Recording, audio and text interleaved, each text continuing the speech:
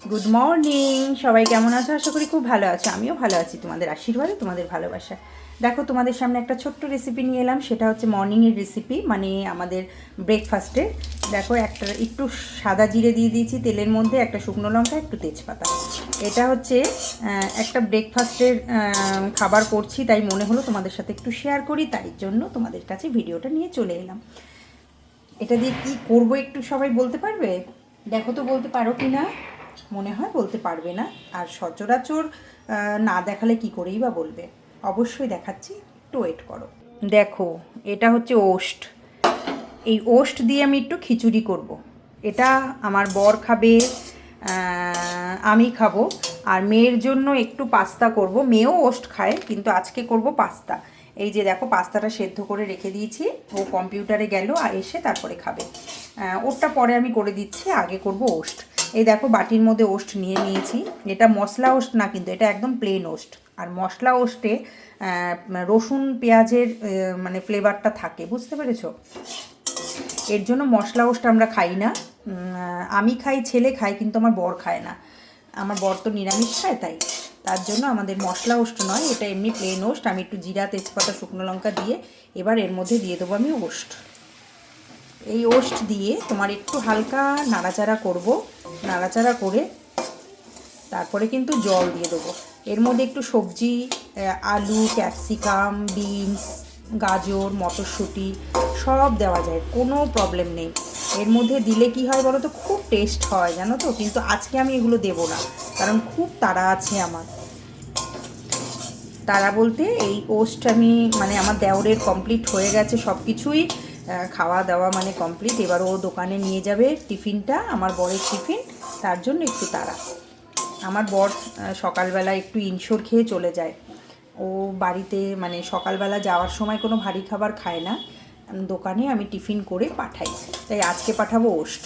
আবার এক এক দিন জানো তো সুজির খিচুড়ি করে পাঠাই, মানে এরকম জিরা, তেজপাতা, শুকনো লঙ্কা, একটুখানি আদা কুচিয়ে দিয়ে দিই এর মধ্যে। আর এই ওস্টেও কিন্তু একটু আদা বাটা দিলেও ভালো লাগে তেলের মধ্যে।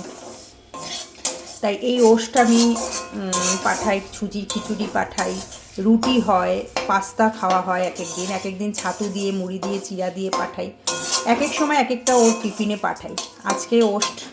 আর ওস্টও প্রায়ই ওস্টটাই খায় বেশি, কারণ ওস্ট খুব ভালো জিনিস, জানো তো।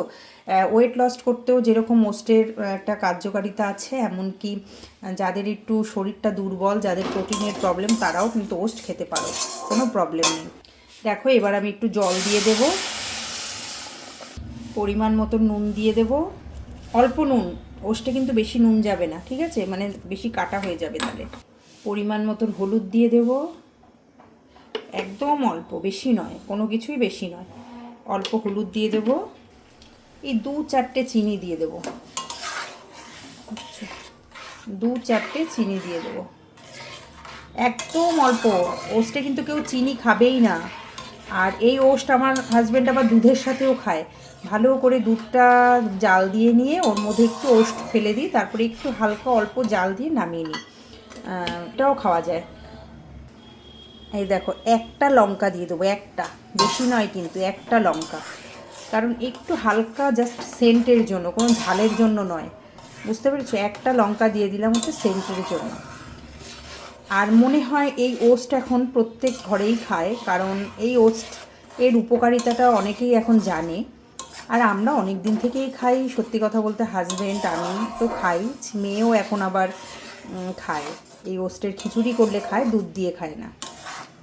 একটুখানি ঘি দিয়ে দেবো, বুঝতে পেরেছো? একটুখানি ঘি, অল্প একদম। যাদের ঘি খাওয়া বারণ তারা একটু বাটার দেবে, অল্প একটু বাটার দিয়ে দেবে নামানোর আগে, ভালো লাগবে খেতে। একটু টেস্টের জন্য দিলাম, অ্যাকচুয়ালি কিন্তু এগুলো দিয়ে না খেলেও হয় ওস্ট, ঠিক আছে, একটু জাস্ট টেস্ট হবে তার জন্য দেওয়া হচ্ছে। আর সব থেকে বড় কথা কি জানো তো, এই ওস্টের যারা এরকমভাবে খেতে পারো না, যারা ওস্ট এই যে এরকম জাল দিয়ে বা দুধ দিয়ে খেতে পারো না, তারা রুটি করে খাবে। ওস্টটাকে আগে একটু মিক্সার গ্রাইন্ডারে ভালো করে ডাস্ট করে নিয়ে, আটা যেরকম মাখো সেরকম মেখেও করতে পারো, আবার আটার সাথে মিশিয়েও মেখে করতে পারো, তাতেও উপকার আছে। ঠিক আছে, দেখো কমপ্লিট হয়ে গেছে আমার ওস্ট। ঠিক আছে, অবশ্যই নেক্সট ভিডিওতে আবার দেখা হচ্ছে। আজকে আর দুপুরের রান্না নিয়ে আসলাম না, আজকে পুরোটাই সকালে মর্নিংয়ের ব্রেকফাস্ট দেখিয়ে দিলাম। অবশ্যই করে আমি তোমাদের সাথে আছি, তোমরাও আমার সাথে থেকো, পাশে আছি, পাশে থেকো। সব সময়ের জন্য বলবো, ভগবানের কাছে একটাই কামনা করব যে সকাল থেকে রাত পর্যন্ত তোমাদের দিনটা খুব ভালো কাটুক, সুস্থ থাকো আর সবাইকে নিয়ে আনন্দে থাকো। Tata, bye bye.